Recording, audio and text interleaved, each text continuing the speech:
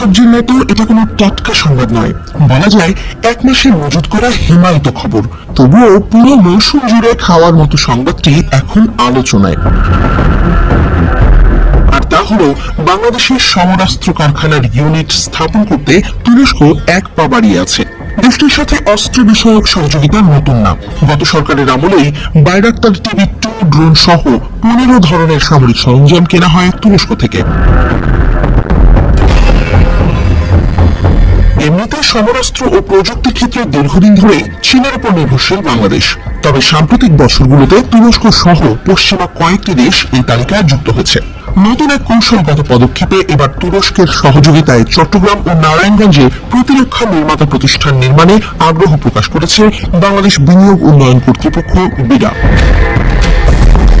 ভারতের সংবাদ মাধ্যমগুলোর দাবি, এই উদ্যোগ বাস্তবায়নে বাংলাদেশ ও তুরস্কের মধ্যে উচ্চ পর্যায়ের আলোচনা ইতিমধ্যে শুরু হয়েছে। এরই অংশ হিসেবে বিডার নির্বাহী চেয়ারম্যান চৌধুরী আশিক মাহমুদ বিন হারুন সম্প্রতি 5 দিনের তুরস্ক সফরে যান এবং সংশ্লিষ্ট কর্মকর্তাদের সঙ্গে বিষয়টি নিয়ে বিস্তারিত আলোচনা করেন। ওই সফরের সময় তিনি তুরস্কের কিরিককালে শহরের সরকারি মালিকানাধীন প্রতিরক্ষা কারখানা MKE পরিদর্শন করেন। জানা গেছে তিনি ও তার সফর সঙ্গীরা কারখানা, পরীক্ষা কেন্দ্র এবং গোপন অস্ত্র ব্যবস্থাপনা নিয়ে বিশেষ ব্রিফিং এ অংশ নেন। সফরের মূল উদ্দেশ্য ছিল যৌথ উৎপাদন, প্রযুক্তি স্থানান্তর এবং সক্ষমতা বৃদ্ধির মাধ্যমে কৌশলগত প্রতিরক্ষা সম্পর্ক জোরদার করা। উল্লেখযোগ্য বিষয় হলো বাংলাদেশ এর আগেও MKE থেকে অস্ত্র সংগ্রহ করেছে।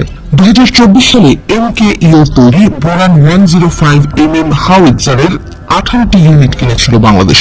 ভবিষ্যতে এর সংখ্যা 200তে উন্নীত করার পরিকল্পনা রয়েছে।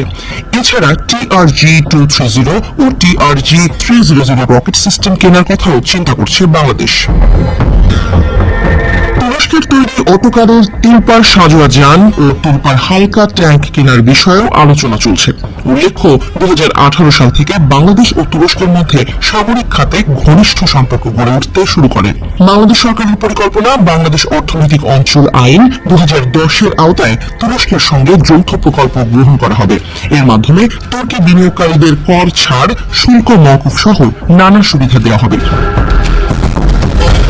উদ্যোগের অংশ হিসেবে চট্টগ্রাম ও নারায়ণগঞ্জে প্রতিরক্ষা শিল্প কেন্দ্র গড়ে তোলার সম্ভাব্যতা যাচাই করছে বিডা। কারণ এই দুই অঞ্চল সমুদ্র বন্দর, নৌবন্দর এবং নৌপথের সঙ্গে সংযুক্ত, যা অস্ত্র উৎপাদন ও পরিবহনের জন্য কৌশলগতভাবে গুরুত্বপূর্ণ। শীঘ্রই MKE এর পক্ষ থেকে একটি কারিগরি দল বাংলাদেশে এসে এসব অঞ্চলে সমীক্ষা চালাবে। বাংলাদেশ ও তুরস্ক একটি সমঝোতা স্মারক সইয়ের পরিকল্পনা করছে। এর মাধ্যমে ডিফেন্স ইন্ডাস্ট্রিয়াল ওয়ার্কিং গ্রুপ গঠনের চিন্তা ভাবনা চলছে। এই গ্রুপ ভবিষ্যতে দুই দেশের প্রতিরক্ষা খাতে যৌথ উদ্যোগে